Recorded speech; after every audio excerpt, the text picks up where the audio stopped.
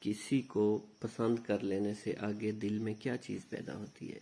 جویریہ نے خاموش مجمع کے سامنے اپنے سوال کو سادہ بنا کر پیش کرنے کی کوشش کی تھی۔ تجسس۔ کرن نے کہیں سے جواب نہ آنے پر سینڈوچ کا آخری ٹکڑا ختم کرنے کے بعد گردن گھما کر جواب دیا۔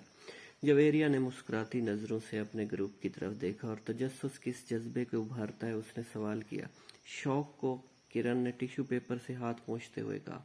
شوق کس چیز کو جنم دیتا ہے؟ جویریہ نے سوال کیا۔ ارادے کو۔ کرن نے گرم چائے کا پہلا گھونٹ لیتے ہوئے کہا۔ ارادے سے آگے کیا ہوتا ہے؟ جویریہ نے سوالات کا سلسلہ دراز کیا۔ اب وہاں موجود سب لوگ ان دونوں کی جانب متوجہ ہو چکے تھے۔ غالباً محبت۔ کرن نے دوسرا گھونٹ لینے کے بعد کہا۔ محبت؟ جویریہ نے چونک کر کہا۔ It has come late isn't it? مگر کرن کی بے نیازی دیکھ کر اس نے نیا سوال کیا۔ محبت کے بعد کیا ہوتا ہے؟ کرن نے چائے کا سپ لیتے ہوئے سکون سے کہا۔ ہوس۔ اس بار وہ سبھی چونکے ہوئے۔ جویریہ نے بھی چونک جانے کے بعد سنبھل کر کہا۔ لسٹ یا ہوس سے آگے کیا ہوتا ہے؟ اب سب پوری طرح اس کی طرف متوجہ تھے۔ اس کے بعد گناہ۔ کرن کو اب اس سوال جواب دینے میں مزہ آنے لگا تھا۔ گناہ سے آگے کیا ہوتا ہے؟ جویریہ نے ایک متوقع سوال کیا۔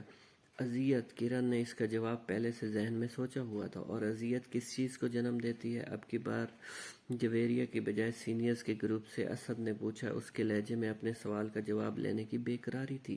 آزمائش۔ کرن ان سوال کا جواب پہلے ہی سوچ چکی تھی۔ آزمائش کیا ہوتی ہے؟ جویریہ نے سوال کرنے میں جلدی کی۔ حساب۔ اف۔ جویریہ کو اس سوال کا جواب غیر متوقع لگا۔ میرے حساب سے، جسے مقدر بھی کہہ سکتے ہیں۔ کرن کے کپ میں چائے کا ایک گھونٹ باقی رہ گیا تھا۔ اس ڈیسٹینیشن سے آگے؟ جویریہ کو جواب نہیں آیا۔ سمجھ میں اس سے آگے کچھ نہیں، یا تو بہت روشنی ہے یا بہت اندھیرا ہے۔ کرن نے آخری گھونٹ بھرتے ہوئے جواب دیا۔ اس کیفیت سے آگے بھی کچھ ہے؟ اسد نے بے صبری سے سوال کیا۔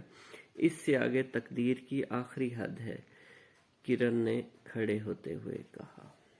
ویورز، آپ کو سٹوری اچھی لگی ہو تو چینل کو سبسکرائب کر دیجیے گا۔